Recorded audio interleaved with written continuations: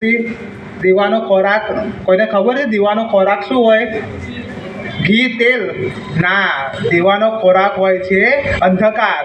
આપણે દીવો લગાડીએ છીએ તો દીવો અંધકારને ખાઈ જાય છે. એટલે આપણે રોજે સવાર સાંજ આપણા ઘરમાં દીવો કરીએ છીએ.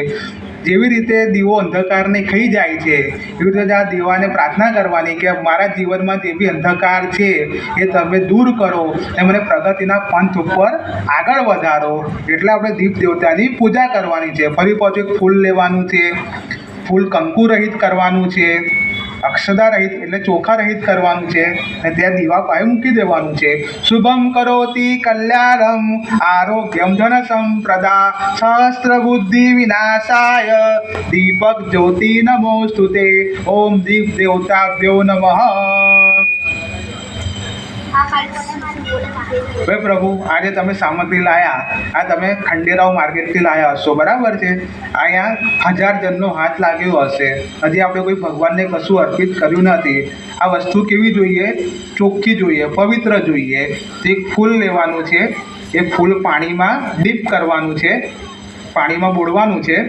હા, એ ફૂલ કાઢીને સાઈડમાં મૂકી દો. આ જેટલી બી પૂજા સામગ્રી છે એના ઉપર છાંટવાનું છે ને પોતાના ઉપર છાંટવાનું છે. ઓમ પવિત્રો પવિત્રો વા સર્વાવસ્થાંગતોડપી સહ પુંડરીકાક્ષો સ ભય ભાઈદરુચિ. એથી શ્રી અપવિત્ર પવિત્ર કરી છે. ડીશમાં ફૂલ મૂકી દેવાનું છે, 2 વખત પાણી છોડી દેવાનું છે.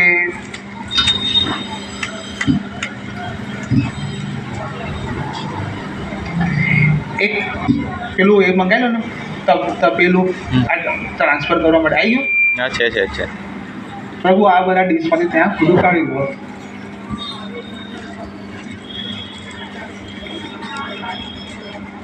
આ થઈ ગઈ આપણી પ્રાથમિક પૂજા. આપણે કોઈ બી પૂજા કરીએ ઘરમાં તો આટલી પૂજા કરવી પડે. આપણે શું પહેલાં કર્યું? ધરતી માતાની પૂજા કરી, પછી ઘંટીની પૂજા કરી, દીપ દેવતાની પૂજા કરી, કળશ દેવતાની પૂજા કરી, આપણું શરીર શુદ્ધ કર્યું ને આપણે આપણી 8 દિશા બાંધી. આ પ્રાઇમરી કહેવાય, બરાબર છે? હવે આપણે ગણપતિ ભગવાનની પૂજા કરવાની. આ તો તમે ગણપતિ લાયા, બરાબર છે?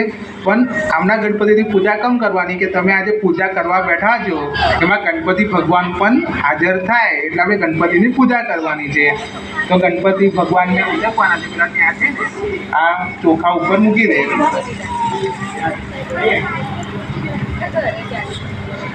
અને એક ફૂલ લેવાનું છે અને ગણપતિ ભગવાનનું મનમાં ધ્યાન ધરવાનું છે, બરાબર છે? શ્વેતાંગ શ્વેત વસ્ત્ર શ્વેત કુમકુમના પૂજ્ય તો શરાબંધુ તિલક રત્ન દોષા પાસમ કુચ ચંદ્રમૂર્તિ ધ્યાન પૂજાર્થ શ્રી સિદ્ધિ વિનાયક નમઃ ધ્યાનમ સમર્પયામી. હવે ભગવાનને આપણે ઇન્વિટેશન આપવાનું છે. ઇન્વિટેશન એટલે ભાઈ આ પૂજામાં આહ્વાન કરવાનું છે કે આ પૂજામાં તમે પધારો. ફરી પાછું એક ફૂલ લેવાનું છે, ફૂલ ભગવાન ઉપર અર્પિત કરો. ઓમ હેરંબે રત્ન સગળ પતિ ગૃહતા સિદ્ધિ વિનાયક નમઃ આવાહન કરોમી. હવે પ્રભુ, આપણા ઘરે કોઈ મહેમાન આવે તો આપણે સૌથી પહેલાં શું કરીએ? મહેમાનને આવકારીએ છીએ અને પછી શું કરીએ છીએ? પાણી આપીએ છીએ. આપણે બેસાડતા નહીં આપણે. હા, તો ભગવાનને આપણે આસન આપવાનું છે. તો ઓલરેડી મેં ચોખા મૂકેલા જ છે પણ આપણે ફરી તેમના ઉપર ચોખા મૂકી દો. બ્રાહ્મણ્ય સુશોભન સર્વ સદકારકમ માયા ચંદ્ર પ્રતિગૃહ સિદ્ધિ વિનાયક નમઃ આસનમ સમર્પયામી.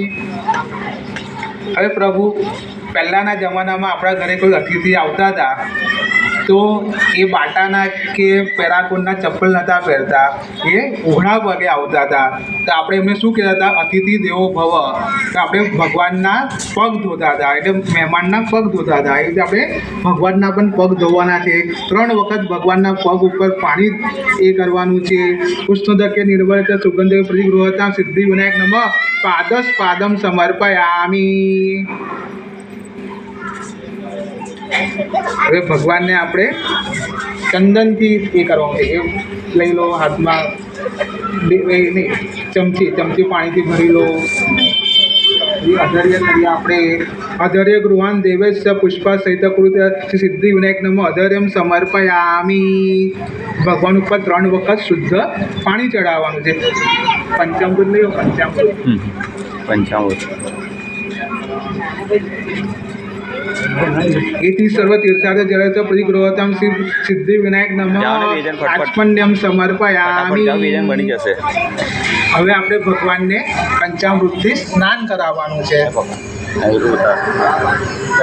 બસ હવે બંધ કરી દેલા, બહુ વિડીયો થઈ